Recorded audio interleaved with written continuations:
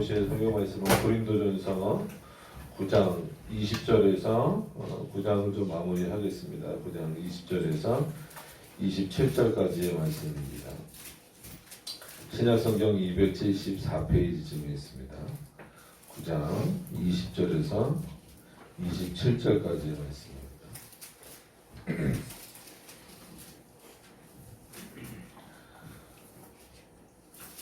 제가 봉독해 드리도록 하겠습니다.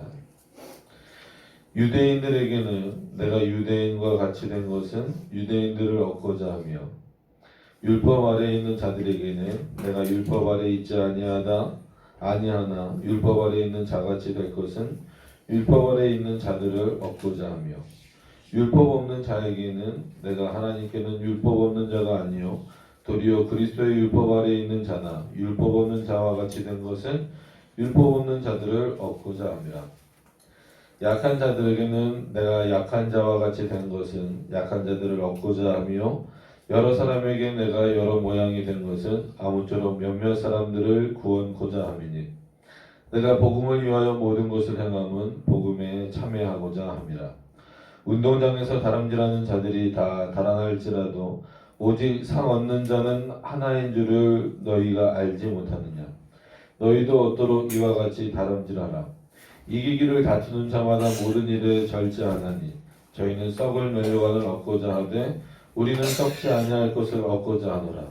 그러므로 내가 다름질하기를 향방 없는 것 같이 아니하고 싸우기를 허공을 치는 것 같이 아니하여 내가 내 몸을 쳐 복종하게 함은 내가 남에게 전파한 후에 자기가 도리어 버림이 될까 두려워함이로다. 아멘. 기도하도록 하겠습니다. 살아계신 하나님, 오늘도 감사를 드립니다. 3일 저녁에 이렇게 모였습니다. 하나님의 뜻을 깨닫게 하시고 이 시간에도 오직 하나님의 말씀이 우리들에게 귀하게 역사되어질 수 있도록 인도하여 주시옵소서. 예수님의 이름으로 기도드립니다. 아멘.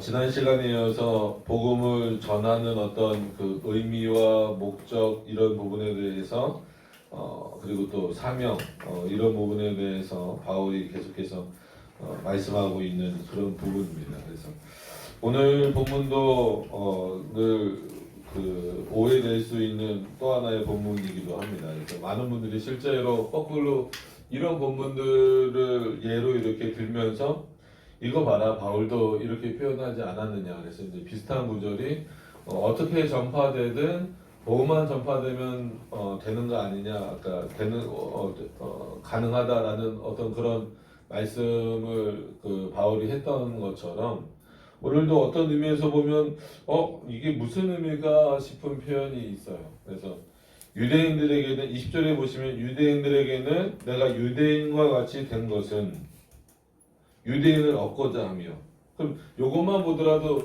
분명히 유대인들하고 그리스도인들하고 이미 구별되고 있는 시대입니다. 그러니까는 지금 우리가 볼 때도 확연히 이제 좀 구별이 되죠. 그러니까 지금 이스라엘 백성하고 그리스도인하고 같은 위치로 놓고 보지는 않습니다. 물론 이스라엘 백성들 안에 여전히 민족적인 이스라엘 백성들 안에 그리스도를 믿는 사람들이 있어도 대부분 그 사람들은 유대교라고 해서 이제 기독교와 유대교는 유사 종교라고 부르기도 좀 어려울 정도로 뭐라 그럴까요? 거의 이제 좀 다른 종교처럼 이제 돼 버리는 거죠. 왜냐하면 그리스도를 부정하니까. 그래서 토라라고 해서 그 구약의 율법이나 특히나 모세오경 같은 경우를 여전히 붙잡고 하나님을 믿는다라고 하지만 예수 그리스도를 믿지 않는 그 차원에서 볼 때는 지금 유대교를 기독교와 같은 입장에서 놓고 보기에는 상당히 어렵습니다.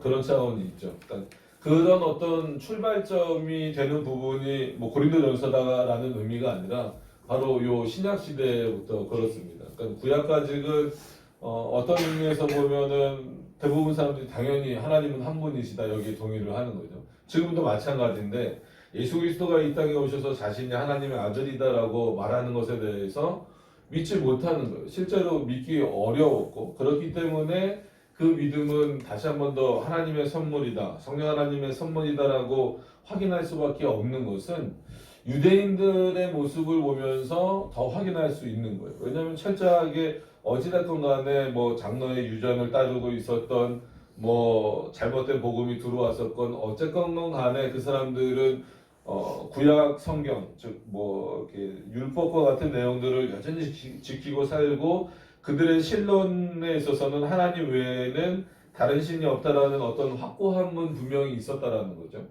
그렇기 때문에 그들에게 있어서 예수 그리스도가 그냥 인간으로 오셔서 좋은 일을 한다, 참 뭐 연약한 사람을 돕고 뭐 병자들을 낫게 하고, 그런 일들은 얼마든지 좀 수용하고 받아들일 수 있는데, 그가 하나님의 아들이다, 더 나아가서는 그가 하나님 자신이시다, 또 우리를 구원한다, 이런 어떤 말들을 들을 때에 삼일체에 대한 어떤 아주 깊은 이해가 없는 그 당시 유대인들에게 있어서는 예수 그리스도를 하나님으로, 예수 그리스도를 자신의 구주로 받아들인다라고 하는 것은 결코 쉬운 문제는 아니었습니다.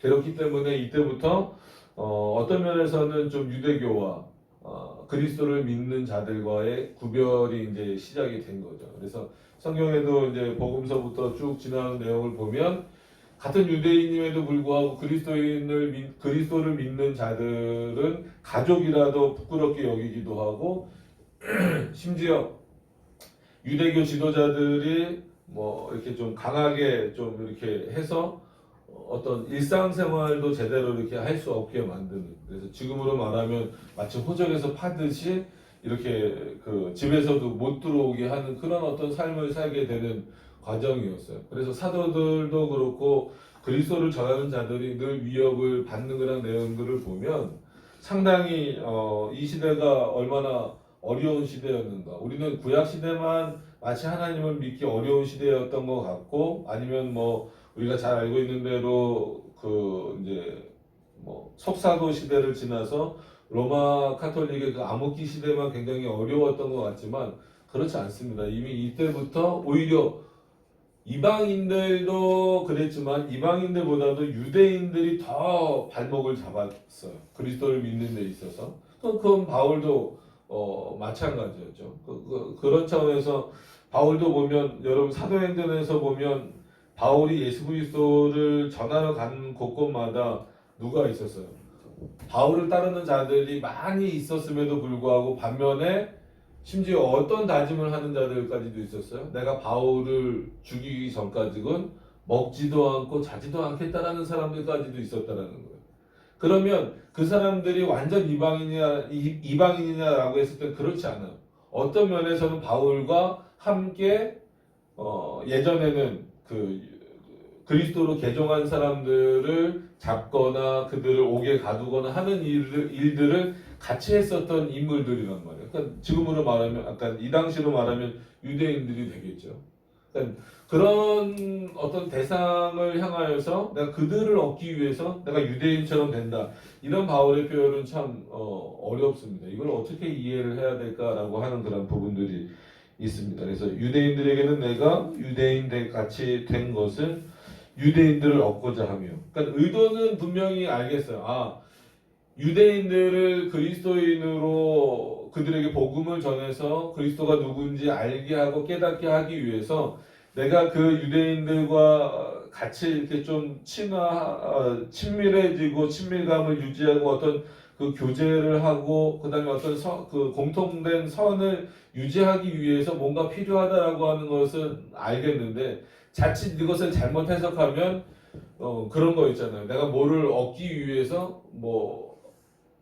그러니까 5가지를 얻기 위해서 내게 있는 것도 한 2가지 정도는 내어줘야 되는, 이게 마치 세상에서의 그 어떤 무역하는 방식, 또 뭐 회사나 이런 것들을 이끌어가는 방식이잖아요. 특히나 고린도 지역은 그런 부분에 있어서 굉장히 숙달되어 있고 익숙한 사람들, 무역에 아주 그 통달했던 지역이었기 때문에, 그래서 바울이 전한 복음을 들으면서도 순수하게 듣는 사람들도 물론 있었겠지만 아마 이와 같은 요구를 하는 사람들도 있었을 거예요. 그래, 바울 너가 그렇게 그 전하는 내용을 그럼 우리가 수용할 테니까 우리가 이 정도 수용을 하면 너 바울도 거꾸로 우리의 이런 내용들을 이 정도 수용해줘라. 그래서 마치 그런 협상을 하고자 하는 마음으로 바울이 내가 유대인을 얻기 위해서 유대인처럼 되겠다라고 표현한 건 아닌가라고 해석하는 사람들이 생각보다 많이 있습니다. 뭐 알미니안주의는 당연히 그럴 거고 성경을 그냥 이렇게 쭉 보는 분들 중에서도 그렇게 해석하는 분들이 꽤 많이 있죠. 근데 어떤 면에서는 이 부분만 그렇게 나왔으면 그렇게 해석할 수도 있겠지만 그 뒤에 보면 점점 더 깊이 들어갑니다.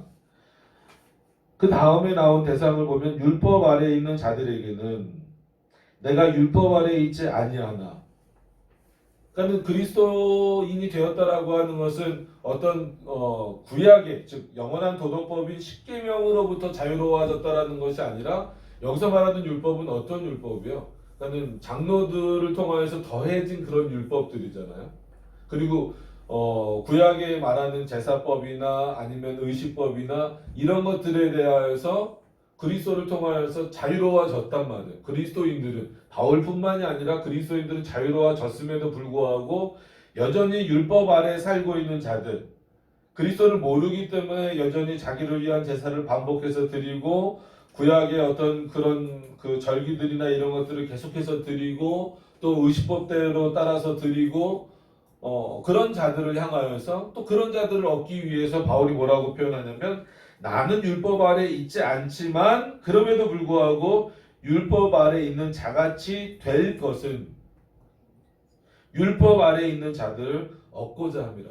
어떤 면에서 보면 구별되는 표현처럼 보이지만 유대인이나 율법 아래 있는 자들이나 같은 자들이라고 볼 수 있어요. 뭐 약간 좀 다를 수 있겠죠. 그러니까 예를 들어서 굳이 구별한다면 유대인들은 뭐 전체 좀 이스라엘 민족을 표현한다면 율법 아래에 있는 자들이라고 했을 때에는 어느 정도 율법을 좀 공부하고 배우고 뭐 이런 사람들. 그래서 계층으로 말하면 뭐 바리새인이나 뭐 이런 사람들이 이제 대표적이 되겠죠. 근데 그런 사람들하고 바울이 치열한 논쟁이나 이런 것들을 많이 하는 장면은 우리가 봤어도 그들을 얻기 위해서 나는 자유롭지만 율법 아래 있는 자같이 되기 원한다라고 하는 이 표현을 우리가 어떻게 받아들여야 될까? 과연 복음을 전한다라는 그 의미가 뭘까를 생각해 볼 수밖에 없게 되죠.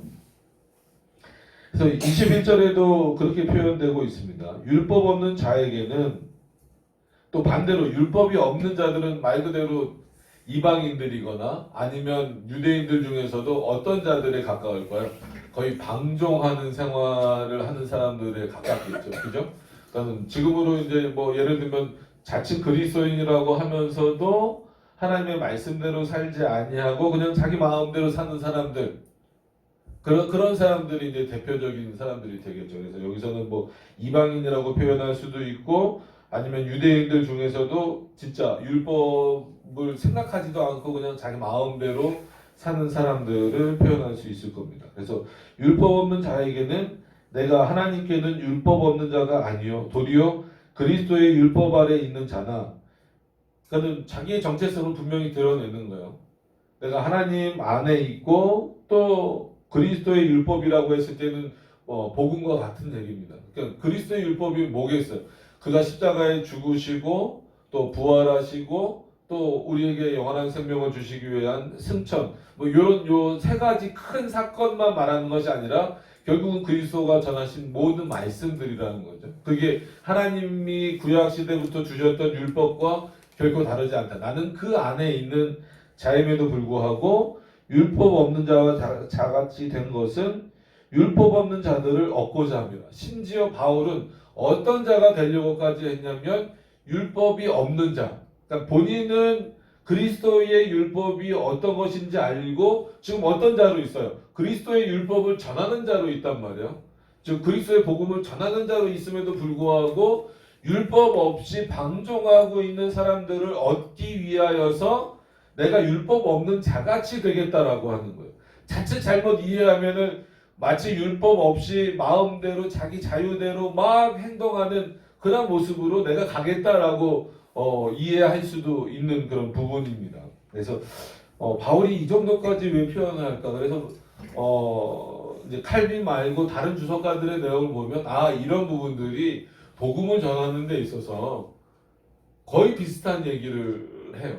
어떤 표현을 하냐면 그래 복음을 전하는 데 있어서 복음을 잘 모르는 사람들에게 전할 때에는 뭔가 그들에게 맞는 어떤 그 수준이나 아니면 그들이 원하는 내용들을 뭔가를 이렇게 좀 해줘야 된다는 거죠. 그러니까 그게 요즘 사고에도 그대로 묻어나는 게 예를 들면 뭐 열린 예배라든지 뭐 그런 거죠.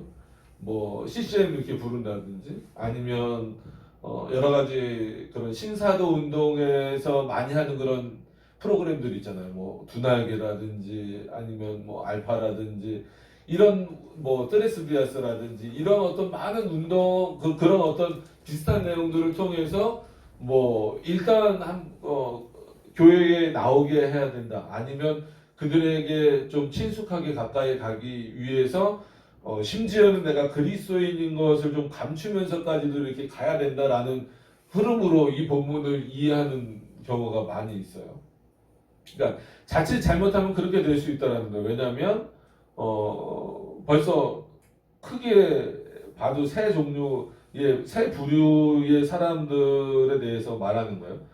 유대인처럼 이미 그러니까는 바울도 유대인이죠. 민족적으로 보면 유대인이지만 그러니까는 그리스도를 믿지 않는 그 유대인들을 얻기 위해서 내가 유대인이 아니라 나는 그리스도인이 되었음에도 불구하고 유대인이 되고자 한다. 율법 아래 있는 자들을 얻기 위해서 나는 그 율법으로부터는 분명히 잘 기억을 하셔야 됩니다. 여기서 이제 율법의 3정도가 나오겠죠. 그래서 성령께서 영원한 도덕법을 지키게 하시는 실제적인 어떤 그런 실천적인 의미로서 율법을 지키는 의미가 우리가 생각해 볼 수 있겠지만 바울은 바로 그렇게 율법, 영원한 도덕법인 십계명을 지켜나가는 자로 있음에도 불구하고 율법 아래 있는 자들을 얻기 위해서 내가 율법 아래 있는 자같이 되겠다라는 거예요. 그럼 어떤 의미에서 보면 십계명을 포기하겠다 이런 의미로 들릴 수도 있다는 거예요. 그리고 더 나아가서는 율법 없는 자들, 그래서 마치 방종하거나 이방인과 같은 자들을 얻기 위해서 내가 그리스도 안에 있고 그리스도의 율법을 전하는 자로 있음에도 불구하고 율법 없는 자같이 되겠다. 왜? 그들을 얻기 위해서. 바울이 왜 이런 의도로 표현을 했을까라고 하는 것을 계속 의문으로 남겨두면서 또 22절로 가서 보면 또 다른 대상이 나와요. 근데 어떤 면에서 보면 뭐 네 가지 대상이라고 말할 수 있지만 다 비슷한 대상입니다. 22절에도 가서 보시면 이렇게 나오죠. 약한 자들에게는 그래서 이것을 그냥 어떤 세상에서 좀 약자로 있거나 그러니까 약자 그러면 뭐 이제 계층이 좀 이때만 해도 뭐 지배계층과 어떤 그런 이제 지배를 당하는 계층으로 좀 구별되고 있으니까 그 다음에 어느 시대나 마찬가지로 돈이 많은 사람과 물질적으로 풍성한 사람과 풍성하지 못한 자들 그래서 약 하나만 먹으면 나을 수 있는데 그 약을 못 먹어서 죽는 어떤 그런 상황이 있는 그런 자들을 다 포함을 한 거겠죠. 그래서 약한 자들에게는 내가 약한 자와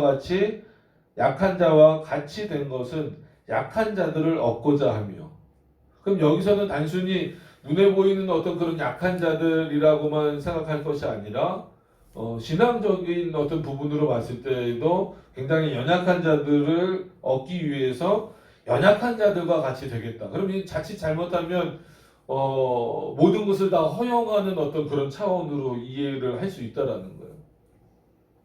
그럼 바울이 그런 의도로 말했겠느냐라고 했을 때 당연히 우리 교회는 그렇지는 않다라는 거죠. 그럼 그랬을 때 이걸 어떻게 봐야 되느냐가 이제 가장 큰 문제입니다. 근데 답은 좀 그 뒷부분에 그리고 이제 23절부터 이미 말은 하고 있어요. 근데 그거를 제대로 캐치해서 읽어내느냐가 이제 중요한 겁니다. 여러 사람에게 내가 여러 모양이 된 것은 바울도 스스로 이렇게 표현해요. 그러니까 본인 입으로 얘기를 했으니까. 그러니까 벌써 네 가지 오늘 본문에 딱 드러난 것만 해도 네 가지 사람이잖아요. 네 가지 종류의 어떤 부류라고 말할 수 있잖아요. 그러니까 내가 여러 모양의 여러 가지 여러 사람의 여러 모양이 된 것은 아무쪼록 몇몇 사람들을 구원코자 함이니. 그래서 이 마지막 부분이 좀 이상하다라는 거예요. 오히려 칼빈 주석에서는 이걸 더 분명하게 나타내는 거죠. 여기서 몇몇 사람을 얻겠다라고 하는 것은 이것이야말로 바울이 전도의 대상에 있어서 유대인이라고 배제하거나, 예를 들면 그겁니다. 유대인이라고 배제하거나 율법 아래에 있다고 배제하거나, 또 아니면 율법 밖에 있어서 방종한다고 배제하거나, 아니면 약한 자라고 배제하지 않았다라는 거예요. 실제로 그가 얻고자 하는 자들은 누구냐면 하나님의 백성이다라고 하는 겁니다.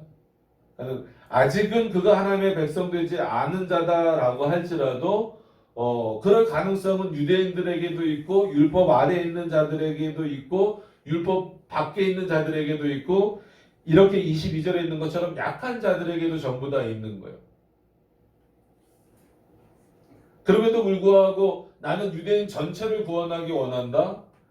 아니면 율법 아래에 있는 자들을 다 구원하기 원한다? 율법 밖에 있는 자들을 다 구원하기 원한다? 아니면 심지어 약한 자를 위해서 왔다? 이런 표현도 아닙니다. 그러니까 우리가 이제 뭐 얼마 안 있으면 또 성탄절이잖아요. 근데 저희는 지키지는 않지만 늘 거기서 오해되는 내용이 뭡니까? 예수 그리스도는 연약한 자들을 위하여 오셨다라는 거예요. 어떤 의미에서는 맞고 어떤 의미에서는 분명히 틀립니다.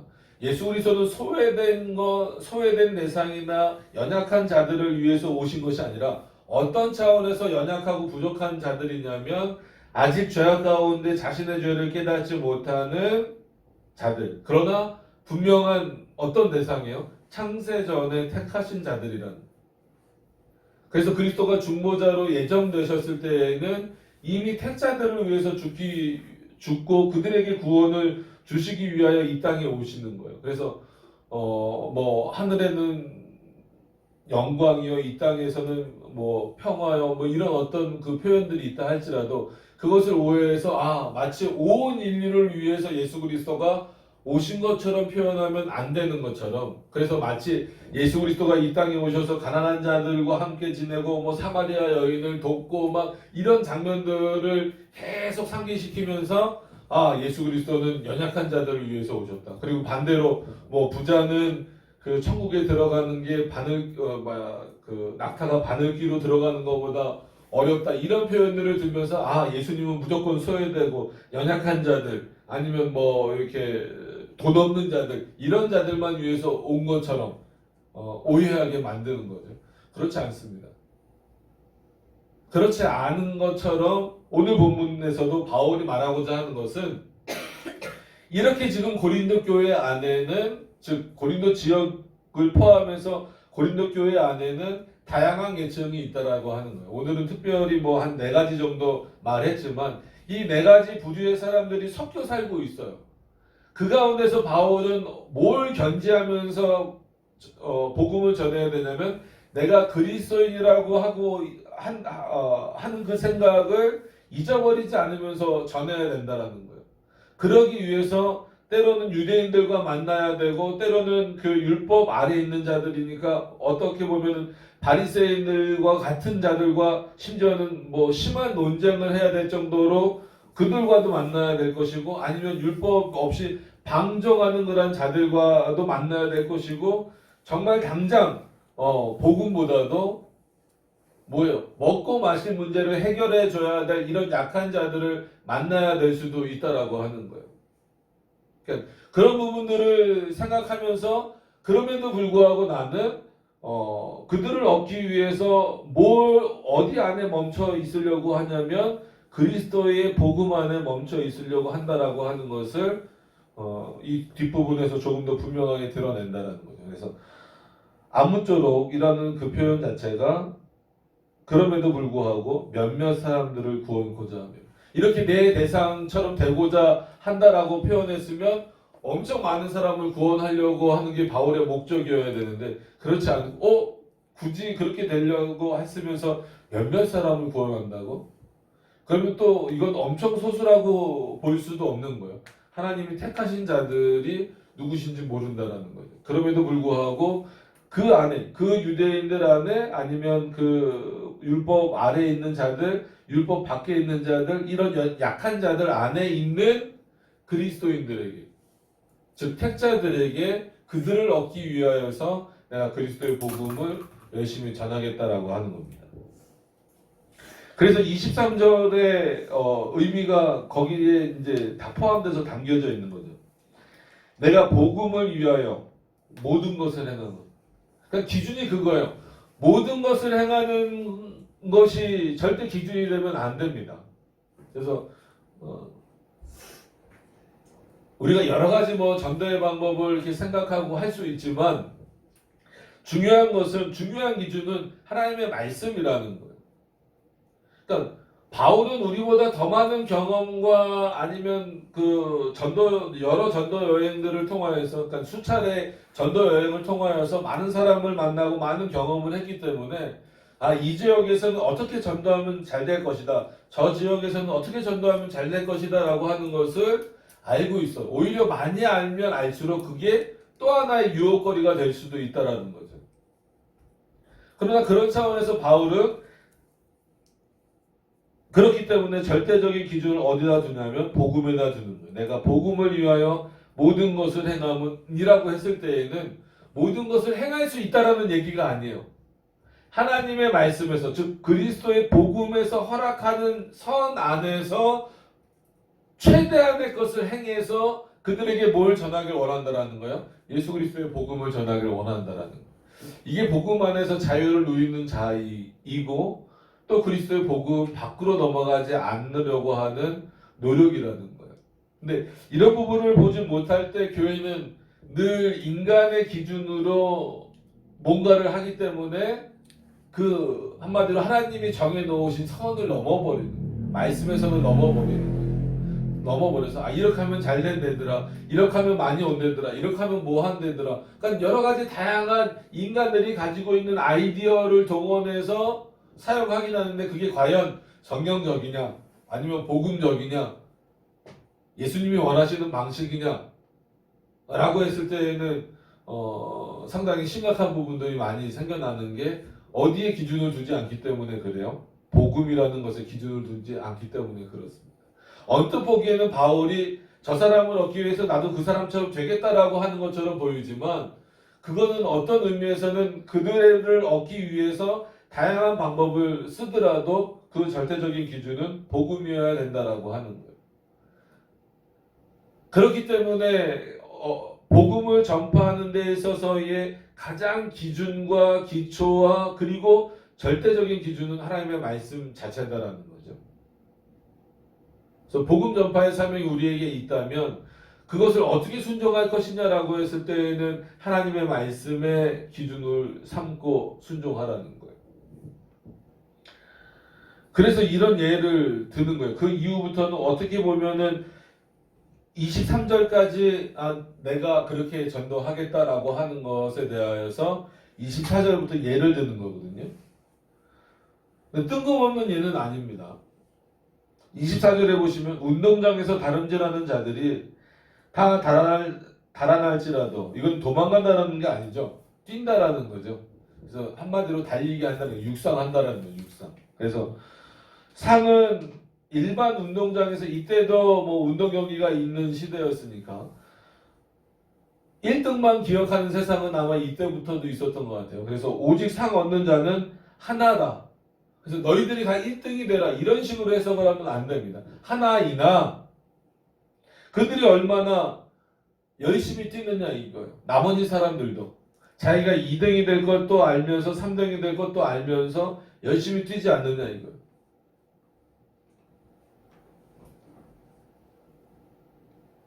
즉 오직 상을 얻는 자는 하나인 줄을 너희가 알지 못하느냐. 너희도 얻도록 이와 같이 다름질하라. 이 표현을 잘 이해를 하셔야 돼요. 분명히 1등은 하나밖에 없어요. 그럼 이거를 그냥 문자적으로 우리에게 적용을 하고 이 당시 고린도 교회에게 적용을 하면 큰 오해를 불러일으키겠죠. 그럼 고린도 교회에 사람이 얼마나 많겠어요? 지금 한국 교회도 얼마나 사람이 많아요. 근데 뛰어서 한 명만 얻는다 그러면 이거 뭐 군대에서 하는 선착순도 아니고 그런 개념이 아니란 말이에요. 세상에서 운동 경기를 하는 사람도 1등을 하기 위해서 노력하고 또 심지어 뛰다가 보면 내가 1등을 할 수 없음에도 불구하고 끝까지 달리고 열심히 달리는데, 그래서 그거를 이제 25절에 썩어 없어진 면류관이라고까지 표현을 하잖아요. 그걸 얻기 위해서 또 노력하고 또 노력하는데, 너희는 복음을 전한다라고 하면서 중간에 힘들고 어렵다고 중도에 포기할 수 있느냐는 거예요. 그리고 그리스도인답게 사는 그 모습 자체가 여러 가지 모양으로 인하여서 포기되어질 수 있느냐라고 하는 거죠. 그럴 수는 없다라는 거죠. 우리가 그리스도인으로서의 삶을 마감하는 그 유일한 방법은 뭐예요? 하나님이 우리를 데려가시는 그 순간 그것밖에 없어요. 물론 뭐 천국에서는 그리스도인답게 살지 않는다는 게 아니라 이 땅에서 이런 방식으로, 즉 복음을 전하는 방식의 다른 방식을 열심히 내는 그 부분들을 멈춰야 되는 그 순간은 내가 멈출 수 있는 게 아니라는 거예요. 하나님이 우리에게 그 주신 사명은 끝까지 달려가라는 거죠. 그럼 바울에게도 명령하신 그 내용을 어떻게 보면 바울은 고린도 교회에게 그대로 또 전달하고 있는 거예요. 바울이 어디서 뭐 1등이 된 적이 있습니까? 없잖아요. 그럼에도 불구하고 죽을 때까지 달려가는 거예요. 그 걸음을 마치는 순간은 어느 때입니까? 이 땅에서 생을 마감하는 순간이라는 거예요. 그 순간까지는 그 다른 박질을 멈추지 않는다라는, 세상 사람들은 1등이 되기 위해서 달릴지라도 우리는 복음을 전하기 위하여서 열심히 달리라는 거예요. 근데 그 열심히 달리는데 무조건적인 열심이 아니라 어디에 기초된 열심? 하나님의 말씀에 기초된 열심이라는 거예요. 그래서 25절에도 이기기를 다투는 자마다, 그래서 이거는 뭐 그냥 서로 동네에서 치고받고 하는 싸움이 아닙니다. 대부분 많은 사람들이 이 부분을 권투 경기로 해석을 해요. 어떤 의미인지 아시겠죠? 권투 경기로. 그래서 이기기를 다투는 자마다 모든 일에 절제하나니, 그래서 아마 이거를 권투 경기로 했나 봐요. 지금도 현대의 그 권투도 개체량이라는 게 있잖아요. 그래서 뭐 예를 들어서 몸무게가 이렇게 차이 나는 사람끼리 싸우게 하지 않고 뭐 몇 킬로그램급 몇 킬로그램급 그러면은 감량하는 거 이렇게 가끔 TV나 이런 거 보시면 얼마나 힘들게 감량하는지 아시잖아요. 그러니까 이때도 아마 그런 지금과 똑같은 형태인지 아닌지는 잘 모르겠지만 그런 비슷한 형태의 그런 권투 경기가 있었나 봐요. 그래서 칼빈도 이 부분은 권투로 해석을 하고 심지어 다른 대부분의 주석에서도 이거는 권투 경기다라고 이렇게 표현을 해요. 그러니까 지금과 같은 권투 경기인지는 잘 모르겠어요. 근데 마찬가지로 그들이 정당하게 어떤 면에서 보면 이기기를 다투는 거예요. 근데 단순히 치고받기 위해서는 막 별거를 다 쓸 수 있잖아요. 예를 들어서 뭐 동네에서 싸운다 아니면 학교에서 싸운다 하면은 진짜 정정당당하게 뭐 주먹이나 이런 걸로만 그 주먹으로 싸우는 것도 정정당당한 건 아니지만 그게 아니라 이기기 위해서 뭐 의자도 막 집어서 던지는 애들 있고 뭐 책상도 집어서 던지는 애들 있고 이렇잖아요. 그게 아니라 그런 싸움이 아니라 운동 경기 하는 사람들은 어떻게 하라는 거예요? 그 운동 경기 룰을 따라서 하라고 바울이 또 표현하잖아요. 그것을 여기에 비교해서 넣어보시면 이기기를 다투기 위해서라도 먼저 해야 될 게 뭐냐면 모든 일에 절제하는 거예요. 자기 스스로가. 왜요? 한마디로 거기에 맞추기 위해서 그 정당하게 다퉈서 이길 만한 지금으로 말하면 개체량과 같은 몸무게에 맞추기 위해서 먹고 싶은 것도 절제하고 여러 가지 행동들도 절제한다라는 거예요.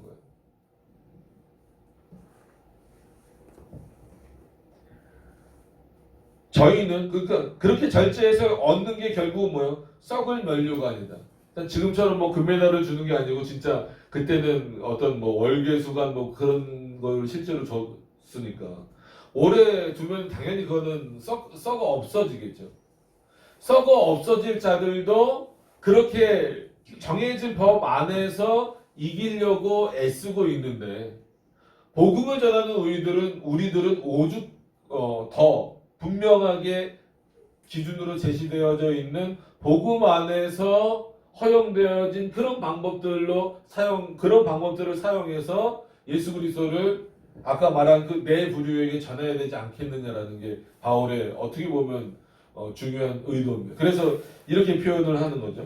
이기기 위해서 다름질하는 자들이 막 가서 반칙을 한다거나 누구를 걸려서 넘어지게 한다거나 그러지 않는다. 끝까지 달려가는 거예요. 이기기를 다투는 자마다 모든 일을 절제하나. 여러분, 썩을 면류관을 얻기 위해서도 정당하게 내가 그 싸움을 싸우기 위해서 자신의 자유를 절제하는 거예요. 그럼 과연 우리는 그리스도인으로서 예수 그리스도의 복음을 온전히 증거하기 위하여서 어떤 면에서는 이 땅에서 실제로 사단과 싸우고 전쟁하는 그런 어떤 모습입니다. 그래서 교회를 늘 어떤 교회라 그래요? 물론 하나님의 은혜가 있고 그리스도가 머리 대신 교회이지만 전투하는 교회라고 부르잖아요. 그럼 제대로 전투하기 위해서는 우리에게 있어서 무기가 뭡니까? 예수 그리스도의 말씀뿐이죠. 그러면 우리는 그 예수 그리스도의 말씀을 정당하게 사용하기 위하여서 이렇게 준비되었냐 이거예요. 썩을 면류관을 위해서도 준비하고 있는데 썩지 않은 면류관을 얻기 위해서 너희들은 얼마만큼 절제하고 열심히 달려가고 있느냐라는 거예요. 그런 차원에서 바울이 어떤 의미에서는 전도의 대상을 나누지 말아라. 너희가 함부로 판단해서 유대인 구원 못 받지. 자기네들이 어떻게 알아요? 율법 아래에 있는 바리새인들 그래 하나님도 그들을 예수 그리스도도 그들을 저주하셨는데 그들에게 무슨 구원이 있어? 그럼 니고데모와 같은 자들은 어떤 자들이에요? 분명히 그런 사람들이 있단 말이야. 그러니까 율법 밖에 있는 자들, 방종하는 자들, 지금은 방종하고 막 그렇다 할지라도 하나님의 백성일 수 있단 말이에요. 연약한 자들, 그 연약한 것 때문에 오히려 하나님을 잘못 섬기는 자들이 있어요. 오해하는 자들이 있어요. 원망하는 자들이 있어요. 그들에게 그리스도의 복음을 어떻게 전하겠느냐. 내가 그들을 다 얻기 위함이 아니라 열심히 그들을 위하여서 복음을 전하고 이렇게 다름박질하는 자처럼 아니면 권투하는 자처럼 내 자신을 절제해 가면서 그리스도의 복음을 전하더라도 실제로 얻을 수 있는 사람은 몇몇 사람이다. 내 능력이 부족해서가 아니라 그 안에 있는 하나님의 백성을 얻기 위함이다. 그 노력을 멈출 수 있는 유일한 길은 뭐예요? 내가 죽는 날밖에 없다. 이게 바울의 어떻게 보면 다짐이면서 자신의 다짐을 당시 고린도 교인들에게 권면으로 표현하고 있는 거예요. 내가 복음 전파의 사명을 가지고 있는데 이 사명을 멈출 수 있는 유일한 날은 어떤 날이냐면 하나님께서 나를 부르시는 날이다. 그런 날이 되기 전까지는 나는 너희들을 향하여서 뭐 하겠다? 열심히 복음을 전하겠다. 그러나 그것은 어떤 틀에서 마치 권투하는 자들이 자신을 절제해서 그 틀 안에서 운동하는 자들이 운동하는 법 안에서 이기려고 하는 것처럼 복음 안에서 그 방법을 선택해서 그리스도의 복음을 증거하는 자로 남아있겠다라는 것.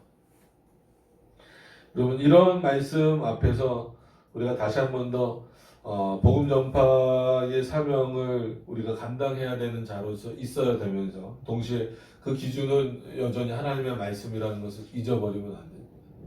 그래서 일명 요즘에 하는 그런 신사도 운동과 같은 내용들이 왜 잘못됐다라고 비성경적이다라고 말하냐면 실제로 비성경적이기도 하지만 너무 인간의 사고에서 나오는 게 많아요. 인간을 즐겁게 하고 좋죠. 인간을 즐겁게 하는 내용 얼마나 많아요. 그런 내용들 솔직한 얘기로 아마 성도님들도 그렇지만 목사님들도 그런 욕을 많이 받을 수밖에 없을까. 이렇게 하면 전도를 교인들이 많이 늘어날 텐데. 그러니까 그것을 알면서 안 하고 절제하는 것은 결코 쉬운 문제는 아니다라는 것이죠. 그래서 26절에도 그러므로 내가 다름질하기를 향방 없는 것 같이 아니하고. 그러니까 바울이 이 비유를 바로 풀어주는 거예요. 자기가 비유를 들었잖아요. 그러니까 앞에 내 부류의 사람들에 대해서 그들에게도 그들을 얻기 위해서 내가 노력할 것이다 라고 하면서 이 두 비유를 들고 나서 바로 해석을 해주는 것과 똑같은 거죠. 그러므로 내가 다름질하기를 향방 없는 것 같이 아니하고, 그러니까 뭐예요? 방향성 없이 막 이리 뛰고 저리 뛰고 하지 않는다는. 너희들이 보기에는 마치 내가 유대인들을 얻고 또 뭐 율법 아래에 있는 자들을 얻고 연약한 자들을 얻기 위해서 때로는 저렇게 뛰고 때로는 이렇게 뛰고 때로는 저쪽으로 뛰고 이렇게 뛰는 것처럼 보이지만 그렇지 않다. 그렇게 보면 누구를 오해하는 거다? 바울을 오해하는 거다라는 거예요. 나는 지금 누구를 향해서 뛰고 있는 거다라는 거예요? 예수 그리스도를 향해서 뛰고 있다라는 거예요. 그게 기준이 되지 않으면 너희는 진짜 좀 표현이 그렇지만 모가 뛰어다니듯이 망아지가 뛰어다니듯이 다닐 수밖에 없는. 이게 옳은가? 저게 옳은가? 이렇게 하면 될까? 저렇게 하면 될까? 인간적인 방식으로 뛰지 말라는 거예요. 열심히 뛰되 그 방식은 어느 방식이어야 돼요? 그리스도가 기뻐하시는 방식이어야 돼요. 그리고 또 말하잖아요. 싸우기를 허공을 치는 것 같이 아니하여. 싸울 때는 분명한 대상을 향해서 주먹을 내지르든지 발을 내지르지 않으면 누가 당할 수밖에 없어요. 내가 당할 수밖에 없어요. 여러분 분명히 교회가 전도하는 교회라고 했어요. 전도하는 사명 자체도 어떤 의미에서는 사단과의 싸움입니다. 그죠? 사단은 이걸 어떻게 해서든지 막으려고 하는 거예요. 이거는 뭐 태초부터 그러니까 창조 때부터 아담과 하와를 유혹하는 방식부터 이미 우리가 알고 있는 것처럼. 그래서 칼빈도 저희가 이제 기독교 가면 이제 소요분당 끝나면 하기로 했지만 칼빈도 그런 표현을 해요. 하나님의 역사하실 때, 즉 성령께서 역사하실 때 사단도 함께 역사한다. 그 내용만 들으면 이 칼빈이 무슨 의도로 이런 얘기를 할까 오해할 수 있어요. 그건 왜 그럴까요? 하나님의 역사하실 때 사단이 가만히 있지 않는다는 거예요. 어떤 식으로든지 그거를 막으려고 한다는 거예요.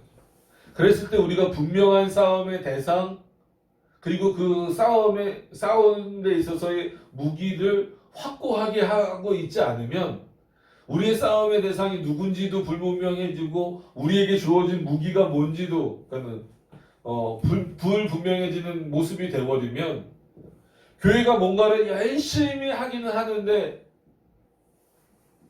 그게 하나님이 기뻐하시는 일이라기보다는 자기만족 내지는 심지어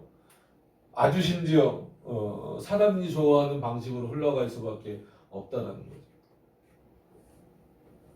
그래서 바울이 그 부분들을 조심하라는 거예요. 그러므로 내가 다름질하기를 향방 없는 것 같이 아니하고 싸우기를 허공을 치는 것 같이. 여러분 허공을 치는 것 같이 허무한 게 어디 있어요? 힘은 다 소비하면서. 그래서 가끔 뭐 요즘에는 권투가 이렇게 인기가 많이 좀 떨어졌지만 예전에 한참 권투 인기 있을 때 이렇게 보세요. 보면은 잘하는 권투 선수들은요 그렇게 주먹을 많이 내지도 않아요. 근데 잘 못하는 선수는 아니면 이제 막 그 권투를 배워서 링에 올라온 사람은 많이 내면 이기는 줄 알고 하는데 그 주먹 한번 내미는 게 엄청나게 힘들잖아요. 보면은 제풀에 지친다라는 말이 있잖아요. 때리는데 상대편은 피해.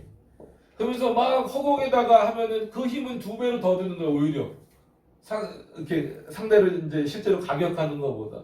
근데 잘하는 선수들은 이렇게 조금 피하면서 툭툭 건들다가 결정적일 때 한번 딱 때리잖아요. 과연 우리는 그럴 어떤 뭐 신학적 위치라든지, 그러니까 신학적 어떤 지식의 어떤 그 수준이라든지, 아니면 열심이라든지 그런 어떤 그 대상이 누군가 그리고 그 대상이 보이는 허점이 뭔가를 분명히 알 수 있는가 이런 차원에서 한번 이런 본문들을 바울이 예를 든 거니까 한번 생각해 볼 필요가 있다라는. 그래서 27절도 오해를 안 하셨으면 좋겠습니다. 일단 칼빈 주석에 보면은 이제 27절 같은 경우도 자칫 또 오해될 수 있다 이렇게 표현을 하죠. 왜냐하면 보시면 그렇게 표현이 되어 있기 때문에 그렇습니다. 내가 내 몸을 쳐 복종하게 함은 내가 남에게 전파한 후에 자기가 도리어 버림이 될까 두려워함이로라.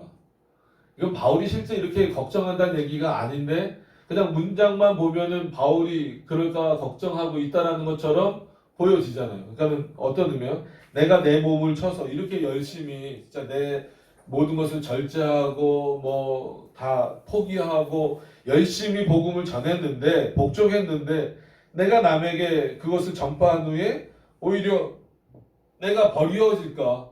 내가 너무 모든 것을 다 소비해서 다 써버려서 버려질까? 그러니까 버려질까라는 단어로 이제 해석이 돼서 그런데 이게 이제 버려질까라기보다도 뭐냐면 한마디로 힘이 빠져서 지쳐버리지 않을까? 뭐 이제 이런 의미를 좀 이해를 하셔야 됩니다. 그러니까 그렇게 될까봐 두려워함이니라. 이 얘기는 뭐냐면 어떻게 그런 차원에서 어떻게 우리가 이해할 수 있어야 됩니까? 내가 최선을 다해서 정말 내 몸을 쳐가면서까지 그리스도의 복음을 증거하고 나서 오히려 제대로 증거한 자들은 지치지 않는다는 거예요.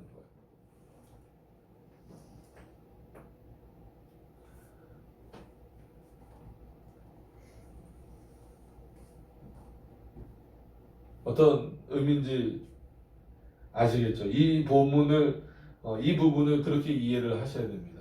실제로 바울이 걱정스러워서 내가 이렇게 정말 열심히 복음을 증거하다가 뭐 다 아시는 대로 혼자 살고 있고 독신으로 살면서 진짜 나중에 내가 늙었을 때 누가 나를 도와주지도 않고 이렇게 버림당해 버리면 나는 뭐가 될까? 이런 두려움에 휩싸여 있는 게 아니라는 거예요.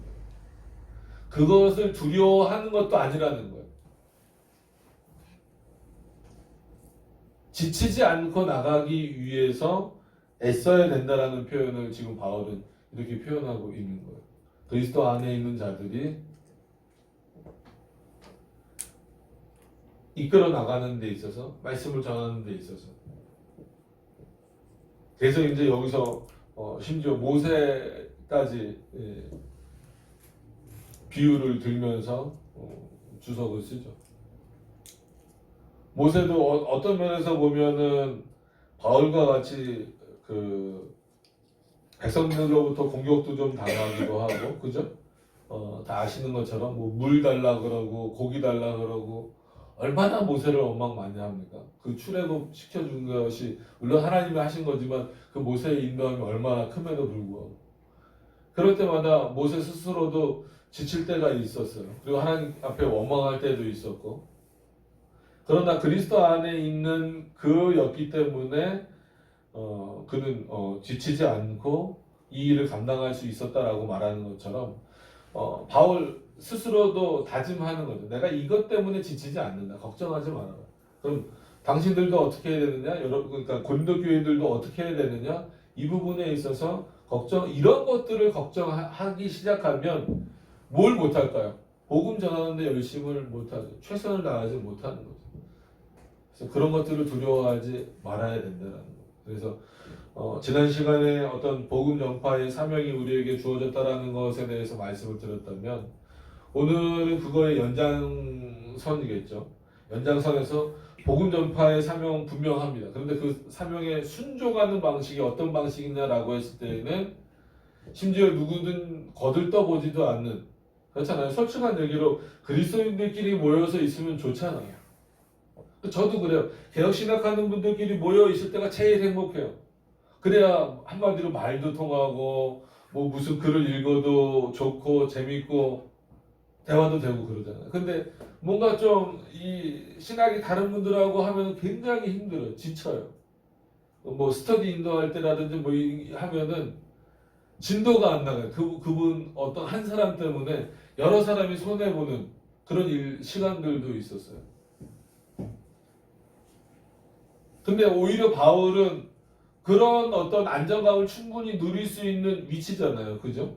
어느 한 교회에 있었으면, 그래서 잘 아시는 대로 에베소 교회나 뭐 이런 교회에 있었으면 바울은 진짜 지금으로 말하면 좀 단단하게 이렇게 좀 견고한 교회에서 이렇게 그냥 편안하게 목회할 수 있었음에도 불구하고 물론 하나님이 그를 역사하셔서 움직이셨지만 바울은 거기 안주하지 않고 계속 복음을 전파하러 다니면서 자기의 말에 순종하는 사람, 뭐 자기의 말이라고 해서 그건 바울의 말이라고 표현하기 그렇죠. 그리스도의 복음에 순종하는 사람만 만나는 것이 아니라 거기에 대적하는 사람들도 수없이 만나는 거예요. 그러니까 바울의 삶이 얼마나 고단하고 지치고 힘들었겠어요. 그럼에도 불구하고 바울은 어떻게 하겠다는 거예요? 지치지 않고 달려가자는 거예요. 그리고 우리의 싸움의 대상이 누군지 분명히 알아서 허공에다가 한마디로 주먹을 휘둘리는 일이 없도록 하자라는 거예요.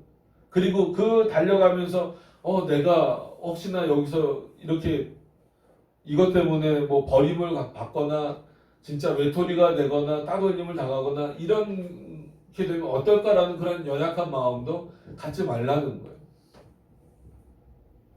마치 아까 말씀드린 대로 자기의 스스로의 다짐을